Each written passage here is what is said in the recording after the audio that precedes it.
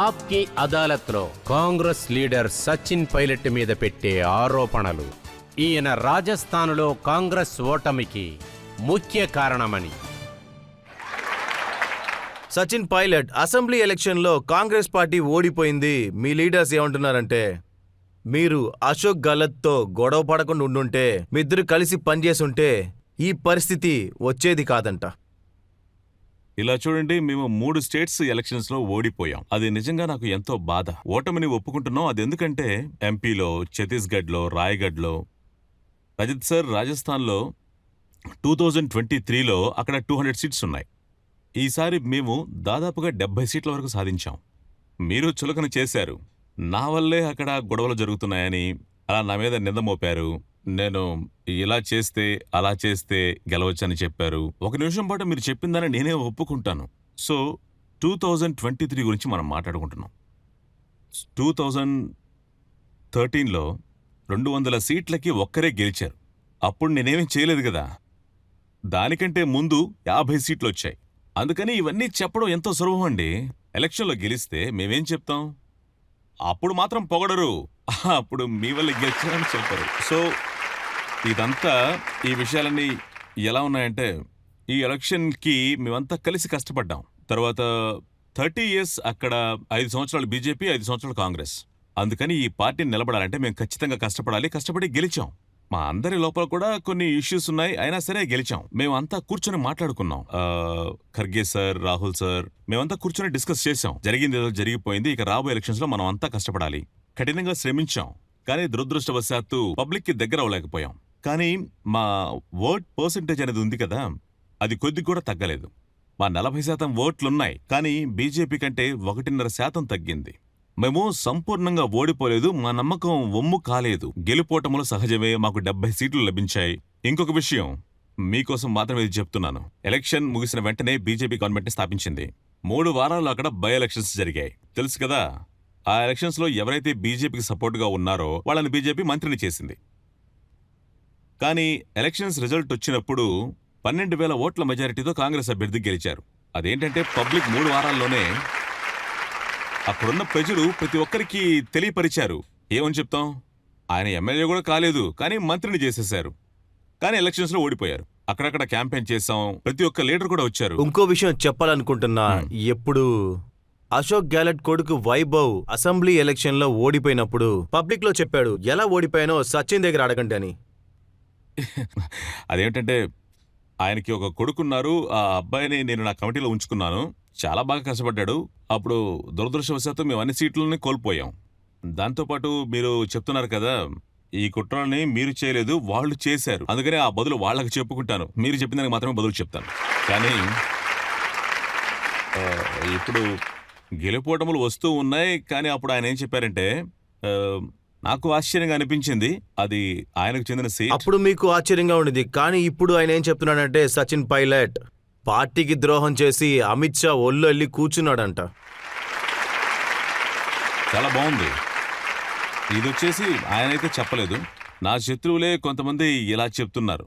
దాని సీజన్ కూడా అలా ఉంది. కొంతమంది చూస్తారంటే కాంగ్రెస్ ని వదిలేసి బీజేపీకి వెళ్ళి చేరుతున్నారు. అందుకని గాలి వార్తల్లాగే దాన్ని కూడా నా వైపుకి నెట్టేస్తున్నారు. కానీ నిజమేంటంటే గడిచిన 23 సంవత్సరాలలో నా పార్టీ నాకు ఏ పనులైతే అప్పగించిందో ఆ పనులన్నింటినీ పూర్తి చేసుకుంటూ వచ్చాను. రాజస్థాన్లో బీజేపీ ఒక రకంగా ఉందంటే దానికి కారణం నేనే. నేను ఒక లీడర్గా ఉన్నప్పుడు నేను ముందే చెప్పాను కదా, 21 సీట్లు గెలుచుకున్నామని. 200 సీట్లలో ఆ 21ని 100 వరకు తీసుకొచ్చాం. ఆ తర్వాత 5 సంవత్సరాలకి ప్రజలు చెప్పారు. అది మొహమ్మద్ వచ్చారు, అలాగే మోదీ గారు పీఎం అయ్యారు, సుందర్ మేడం గారు పీఎం అయ్యారు. ఇకపై కాంగ్రెస్ పార్టీ నిలబడదు అన్నారు. కానీ ఆ 5 సంవత్సరాలలో బీజేపీ గవర్నమెంట్ కి వ్యతిరేకంగా మేం పోరాటాలు జరిపాం, ఉత్సవాలు చేశాం, జైలుకు వెళ్లాం, దెబ్బలు తిన్నాం, రక్తం చిందించాం, హార్డ్ వర్క్ చేశాం, ఇంకా ఎన్నెన్నో చేశాం. పార్టీని నిలబెట్టే స్థాయికి తీసుకొచ్చాం. మేమంతా గవర్నమెంట్ ని స్థాపించేలా చేశాం. ఎల్లప్పుడూ పార్టీయే గవర్నమెంట్ ని సృష్టిస్తుంది, గవర్నమెంట్ పార్టీని సృష్టించదు. ప్రతి ఒక్కరూ నేను అభియోగించొచ్చు, కానీ మీరు కూడా మాపై ఎన్నో నిందలు మోపారు. కానీ కరెక్టా రాంగ్ అని ప్రజలే నిందల్ని పార్టీ లీడరే వేశాడంటే ఒక్క స్టేట్ సీఎంఏ చెప్తున్నారు కదా. వాళ్ళు ఏమంటున్నారంటే, సచిన్ పైలట్ అమిత్ షా మరియు షికావత్ సార్తో కలిసి ఎమ్మెల్యేస్ ని రిసార్ట్ లో దాచారని చెప్తున్నారు. నేను చెప్తున్నాను కదా, ఈ నేరారోపణలన్నీ ఎన్నో ఏళ్లుగా అభియోగిస్తూ వస్తున్నారు. కానీ 18 మినిస్టర్లు మీరు తీసుకెళ్లారు కదా. నేను తీసుకువెళ్ళలేదు. మేము ఒక ఉద్దేశంతోనే ఢిల్లీకి వచ్చాం, ఒక మార్పుని తీసుకురావడానికి. మేం చెప్పిన దాన్ని పార్టీ ఒప్పుకుంది. పార్టీ ఒక కమిటీని రూపొందించి దానిని ఒప్పుకున్నారు, అందులో యాక్షన్ తీసుకున్నారు. మీరు ఎవరి గురించి అయితే మాట్లాడుతున్నారో గవర్నమెంట్ వాళ్ళనే మంత్రుల్ని చేసింది. ఈ పనులన్నింటినీ మేము చేశాం. ఆ మరి తర్వాత మీరెందుకు మేమంతా- అవ్వలేదు? నేను అవ్వాలనుకోలేదు. నేను అదే చెప్పాను కదా, పదవి మీద ఆశ ఉంటే నేను ఎప్పుడో వచ్చేసి ఉండేవాడిని, నేను వచ్చేసేవాడిని. కానీ కొన్ని ఇష్యూస్ కోసం నేను స్టాండ్ తీసుకున్నాను. ఈనాటికి నేను దృఢంగా నిల్చున్నాను. అది మా గవర్నమెంట్. అప్పుడు కొన్ని ఇష్యూస్ ఉన్నాయి, కానీ దాని మీద ఏం యాక్షన్ తీసుకోవాలనుకున్నాను. Youngster issues, paper issues and jobs issues. అదీగాక మా గవర్నమెంట్ వచ్చి కార్యకర్తలతో కలిసి, నాకు కూడా వాళ్ళతో కలిసి కొంచెం ఊతం ఇచ్చుంటే, వాళ్ళకి ఇంకా మనం కొంచెం మర్యాద కనుక ఇచ్చిండుంటే ఇంకా మంచి రిజల్ట్ వచ్చిండేదని నా అభిప్రాయం. సచిన్ సార్, మీరు ఒక్క విషయాన్ని మర్చిపోతున్నారు. సీఎం చెప్పారు వీడొక అయోగ్యుడని, మోసం చేస్తాడు, సచిన్ పైలట్కి ఏది చేత కాదని. ఆయన చెప్పిందంతా మీరు ముందుగానే చెప్పేశారు. కానీ ఒక విషయాన్ని గమనించారా? ఎందుకంటే నేనేం చెప్పలేదు. నేను నా నోటితో ఇంతవరకు ఆయనకు వ్యతిరేకంగా ఏ ఒక్క మాటను నేను ప్రయోగించలేదు. ఎందుకంటే అవన్నీ బాగోవు. ఎందుకంటే ఆయన ఏం మాట్లాడారు, ఆయన ఏం చేశారనే విషయాన్ని మీరే ఆయన అడగండి. ఎందుకంటే ఇవన్నీ పాతబడిపోయాయి. తెల్లవారుగానే మేమన్నింటినీ మర్చిపోయి మిగతా పనుల్ని చూసుకోవాలి. పాత విషయాలు ఎలా వదిలేసేది? ఆయన ఏమంటున్నారంటే వసుంధరా రాజనే గవర్నమెంట్ని కాపాడిందని. కానీ మీరేమంటున్నారు? ఆయన లీడర్ సోనియానే వసుంధర అని. అప్పుడు ఎన్నో చర్చలు కూడా జరిగాయి, కొన్ని విషయాలు బహిర్గతం కూడా అయ్యాయి. అప్పుడు నేను కూడా మాట్లాడాను. ఆ టైంలో నేను కొన్ని విషయాలు చెప్పాను. మేమంతా ఒకటిగా కలిసి కూర్చొని ఒక నిర్ణయానికి వచ్చాం. రాబోయేది ఎలక్షన్ టైం. ఎందుకంటే ఆ ఇష్యూస్కి కొంచెం రెస్ట్ ఇవ్వాలి. ఎందుకంటే ఆ ఇష్యూస్ తీసుకొచ్చిందే నేను ఒక యాత్రను సాగించాను, నడవడం మొదలు పెట్టాను, ప్రజల దగ్గర కూడా వెళ్ళాను. సరైన సమయం వచ్చినప్పుడు కరెక్షన్ చేద్దామని అనుకున్నాను. విషయం ఏంటంటే, ఇప్పుడున్న యంగ్స్టర్స్కి మనమంతా కాన్ఫిడెన్స్ని అందించాలి. వారిలో ఉన్న ఆ సిస్టమ్ మొత్తం కొలాప్స్ అయిపోయిందంటే అప్పుడు మేమెలా గవర్నమెంట్ని స్థాపిస్తాం? అందువల్ల నేను ఒక కరెక్షన్ తీసుకొద్దామని నిర్ణయించుకున్నాను. అందుకనే నేను ఆ ఇష్యూని తీసుకున్నాను. ఎందుకంటే మనం ఇప్పుడు కూర్చొని మాట్లాడుకోవాలి, ఎలక్షన్స్ దగ్గర పడ్డాయి. అందుకనే మేము ఇష్యూస్కి రెస్ట్ ఇచ్చేసాం. ఎలక్షన్ని ఫేస్ చేయాలి, ముందుగా మనం గెలిచి రావాలి, ఆ తర్వాతే సేవ చేయాలి. అందుకనే ప్రతి ఒక్కటి మర్చిపోయి కలిసి మేము పోటీ చేశాం. మేము 70 సీట్లు గెలిచి చూపించాం. మిగతా 21 మాత్రమే బాకీ. మా కష్టానికి తగ్గ ఫలితమే ఇది. కానీ ఈ సీట్లంతా సచిన్ పైలట్ గెలిచే సాధించారా? కానీ సీఎం ఏమంటున్నారు? ఆయన ఒక దేశద్రోహి అని. మీకు వ్యతిరేకంగా తను కేసు కూడా వేశారు. ఖచ్చితంగా మీరు ఆయన్ని మీ న్యాయస్థానానికి ఆహ్వానించాలి. ఆయన పిలవండి, ఆయన వచ్చాక సమాధానాలు చెప్తారు. కానీ ఈ దేశద్రోహి అనే కేసు అవన్నీ వేయడం పక్కనుంచితే, వీటికంటే ఒక కారణం ఉంటుంది కదా. ఎవరు దీన్ని ఊరికే చేయరు. అక్కడ ఏదో ఒక కుట్ర జరుగుంటుంది. ఇదంతా ఈ సమస్య పెద్దదిగా మారిపోయి ఉంటుంది. అందుకే మేమంతా కలిసి కఠినంగా ఢిల్లీకి పయనమై వచ్చాం. అక్కడ మేము వాళ్ళ ముందు ఈ విషయాన్ని ఉంచాం. ఎంతో వాగ్వాదం జరిగింది. ఇప్పుడు ఎంఎల్ పటేల్ గారు మన మధ్యన లేరు. ఆ ఇష్యూస్ గురించి మాట్లాడి మేము ఒక నిర్ణయానికి వద్దాం అనుకున్నాం. దాని గురించి కూడా కొన్ని అదే కాదు, మీ పార్టీ సీఎంఏ మిమ్మల్ని సర్వేలెన్స్ లో పెట్టుంచారు. మీ మూమెంట్ ని ట్రాప్ చేశారు, మీ ఫోన్ ని ట్యాప్ చేశారు. నేను కూడా దీని గురించి విన్నాను, కానీ ఆధారాలైతే లేవు. పేపర్లో చదివి ఉంటారు కదా, ఓఎస్జీ లోకేష్ శర్మ, ఆయన రికార్డు కూడా ఉంది కదా. ప్రశ్న ఏమో నాది, కానీ మీరు ఇంకా అడగలేదు మీ కదా. ఫోన్ ని ట్యాప్ చేసింది, సర్వేలెన్స్ చేసిందంతా మీకు తెలుసా? లేదు, వీటి గురించి నాకు అంతగా తెలియదు. కానీ న్యూస్ పేపర్లో మాత్రం చదివాను. కానీ నేను పేపర్లో చదివేటప్పుడు నాకే ఆశ్చర్యం వేసింది. అయితే అప్పుడు ఈ విషయాన్ని మీ పార్టీ లీడర్ దగ్గర, సోనియా మేడం దగ్గర, రాహుల్ సార్ దగ్గర, ప్రియాంక మేడం దగ్గర మీరు చెప్పలేదా? అదే నేను చెప్పాను కదా, నాకు ఈ విషయం గురించి తెలియదు, కానీ పేపర్లో చదివానని చెప్పాను. ఆ తర్వాత నాకు ఇవన్నీ తెలిసాయి. ఆయన పబ్లిక్ గానే చెప్పారు గవర్నమెంట్ ని విడదీయడానికి మీరు ప్రయత్నిస్తున్నారని. అదే కదా నేను చెప్పింది. ఇటువంటి ఊహాజనిత కథల్ని ఒక్కరు కాదు 100 మంది చెప్తూ ఉంటారని. సీఎం మాట్లాడేదే చాలా ముఖ్యమైన విషయం కదా. అదే చెప్తున్నాను కదా, ఇదేమీ ఈ రోజు జరిగింది కాదు. 5 ఏళ్ల నుంచి నేను వింటూనే వస్తున్నా. కానీ ఇందులో వాస్తవం ఏంటంటే, మేము ఆలోచించింది ఒకే ఒకటి. మేము గవర్నమెంట్ ని స్థాపించాలనుకున్నప్పుడు అది ముక్కలవుతుంది. ఏదో కారణం అయి ఉంటుంది. ఆ కారణాన్ని ముందుగా కనిపెట్టాలి, దానికి యాక్షన్ తీసుకోవాలి. బయట వాళ్ళని నమ్మకుండా పార్టీలో ఉన్న వాళ్ళని నమ్మాలి, మన వర్కర్స్ ని నమ్మాలి, వారికి ముఖ్యత్వాన్ని ఇవ్వాలి, వాళ్ళని సంరక్షించాలి. అప్పుడు రిజల్ట్ బాగా వస్తుంది. ఈ మ్యాటర్ కోసమే మేము గొడవలు పడతాం. అదేంటంటే, పనిచేసే విధానం ఉంటుంది కదా, అది వేరువేరు విధానాలతో ఉండొచ్చు. ఇందులో కొన్ని విభేదాలు కూడా జరగొచ్చు. కానీ తిరిగి గవర్నమెంట్ ని స్థాపించడమే మా యొక్క లక్ష్యం. నాకు విషయం చెప్పండి, బీజేపీతో కలిసి అశోక్ గెహ్లట్ గవర్నమెంట్ ని పడేయాలని చూసారా మీరు? చేయనే లేదు. మీరేమంటున్నారు? నేను ఏ గవర్నమెంట్ అయితే తిరిగి స్థాపించాలని 5 ఏళ్ల పాటు కష్టపడ్డానో నేను ఎలాగండి దాన్ని పడగొడతాను? ఆ ప్రభుత్వంలోనే ఉంటూ దానికోసం ఎంతో కష్టపడుతూ దాన్ని ముందుకు తీసుకురావాలని తప్పిస్తుంటాను.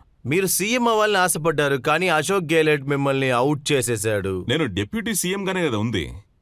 అదే ప్రభుత్వంలోనే కదా నేనుంది. లీడర్గా ఉన్నాను. ఓ, ఆ డిప్యూటీ సీఎంనే ఆయన అయోగ్యుడు అని చెప్పాడా? ఇలా చూడండి రజిత్ సార్, నేను ఏదైనా మాట్లాడితే దాని గురించి మీరు ప్రశ్నలు అడగండి. ఎవరో మాట్లాడిన దానికి నేను బదులు చెప్పడం ఏంటి? అదంతా కుదరదు. ఆ సమయంలో మీరు ఎన్నో విషయాలు చెప్పారు. నేను వసుంధరాకి వ్యతిరేకంగా ఎంక్వైరీ పెట్టాలనుకుంటున్నా, కానీ సీఎం ఒప్పుకోవట్లేదు. అదేంటంటే అది వాళ్ళ గవర్నమెంట్లో జరిగిన అక్రమార్జన గురించి నేను విచారించమని చెప్పాను. ఇది మేనిఫెస్టోలోనే ఉంది. నేను స్టేజ్లో కూడా చెప్పాను ఎంక్వైరీ జరగాలి. కానీ ఏ స్పీడ్లో అయితే ఆ ఎంక్వైరీ జరగాలో అది జరగలేదు. మీరు ఆ పేపర్ లీక్ సమస్యను కూడా చాలా పెద్ద చేశారు. ఇలా చూడండి, యువకుల కోసం నేను గొంతును సవరించలేదనుకోండి, అదే విధంగా తప్పు జరిగేటప్పుడు మాట్లాడకుండా ఉంటే అదే పెద్ద తప్పు అవుతుంది కదా. అందుకే కానీ మాట్లాడాలి. మీ మాట చెల్లలేదు కదా. ఎంక్వైరీ జరిగింది, కానీ ఈలోగా ఎలక్షన్ వచ్చింది కాబట్టి అది పూర్తి కాలేదు. ప్రజలు మిమ్మల్ని ప్రశ్నించాలనుకుంటున్నారు. సార్, నా క్వశ్చన్ ఏంటంటే, మీరు ఆ కాపీ లీక్ గురించి చాలా సమస్యలు, చాలా ప్రశ్నలు రైజ్ చేశారు. ఆ తర్వాత ఏమీ జరగలేదు. అందుకని యువకులు చాలా కోప్పడ్డారు. దీని గురించి మీరేం చెప్తారు? అటువంటిదేం లేదు, విచారణ అయితే జరిగింది. దాని మీద ఒక ఎంక్వైరీయే జరిగింది. స్పెషల్ ఇన్వెస్టిగేషన్ టీం కూడా వచ్చారు. కొంతమందిని అరెస్ట్ కూడా చేశారు. నేను చెప్పొచ్చేది, చిన్న చిన్న దళారులుంటారు కదా, వారిని అరెస్ట్ చేయడానికి బదులుగా వాళ్ళని పర్యవేక్షిస్తూ ఉంటారుగా, దాన్ని ఏమని అంటారు, దీని వెనక మాస్టర్ మైండ్ ఉంటుందిగా, అధికారులు ఉండొచ్చు, వేరే ఇంకెవరైనా ఉండొచ్చు, వాళ్ళందరినీ పిలిచి ఎంక్వైరీ చేయండి అని నేను డిమాండ్ చేశాను. ఇప్పుడు ఒక కొత్త గవర్నమెంట్ వచ్చింది కదా, వాళ్ళ దగ్గర మీరు అడుగుతారా? మీరు అపోజిషన్ లో ఉన్నారు కదా. పేపర్ లీక్ ఎంక్వైరీ ఖచ్చితంగా అది జరగాలని మీరు ఎప్పటికీ అడుగుతారా? కొనసాగుతూనే ఉంటుంది. నేనేమంటానంటే దీనిని వేర్లతో సహా పెకిలించి వేయాలి అని. అదేంటంటే స్టూడెంట్స్ కూడా ఓ నమ్మకాన్ని కలిగించాలి. అలాగే ఎగ్జామ్ పేపర్స్ ఎక్కడా కూడా లీక్ అవ్వకూడదు. అదేమిటంటే స్టూడెంట్స్ మదిలో కొన్ని తప్పుడు ఆలోచనలు రేకెత్తుతున్నాయి. న్యాయం దక్కలేదు అంటున్నారు. వారందరూ అయోమయంలో పడ్డం వల్ల వారికి మనమే సాయం చేయాలి. కానీ ఇప్పుడు నూతన ప్రభుత్వం వచ్చింది కదా, వాళ్ళు ఈ విషయాన్ని సీరియస్ గా తీసుకోవాలి. కానీ దీనిని పగ తీర్చుకునే నేపథ్యంలో చూడకూడదు. కానీ మీ ఇష్టం మీరు వచ్చిన చెప్పేది వింటుంటే ఎలా అనిపిస్తుంది అంటే, అశోక్ గెహ్లోట్ ఆయన ఎవరినో కాపాడడానికి ప్రయత్నిస్తున్నాడని, కానీ మీరు ఆయన మీద నిందను వేస్తున్నారు. ఇలా చూడండి, నాకు ఏ ఒక్కరితోనూ పర్సనల్ గా అయితే గొడవలు లేవు. ఎంక్వైరీ జరుగుతూ ఉంది. కొంతమందిని కూడా పట్టుకున్నాం. కానీ నేను ఏం చెప్తానంటే, బిగ్ ఫిష్ నే ముందుగా మనం వలలో పట్టుకోవాలి. మనం చాలా చర్చించుకున్నాము. మీరు మోసం చేశారని ఆరోపణలు చేశాం.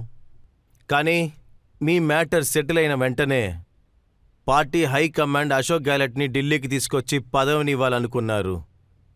ఖర్గేజీ వెళ్లారు, మకన్జీ వెళ్లారు, కానీ ఎమ్మెల్యేస్ని అసలు కలవలేకపోయారు. ఉమ్. అప్పుడు మీరు ఏం చేస్తూ ఉన్నారు? అప్పుడు ఎమ్మెల్యేస్ మీటింగ్ జరిగింది. సభ్యులెవరూ రాలేదు. దాంతోపాటు దీని గురించి అశోక్ గెహ్లోట్ గారే క్షమించమని చెప్పారు. సోనియా మేడంకి చెప్పారు.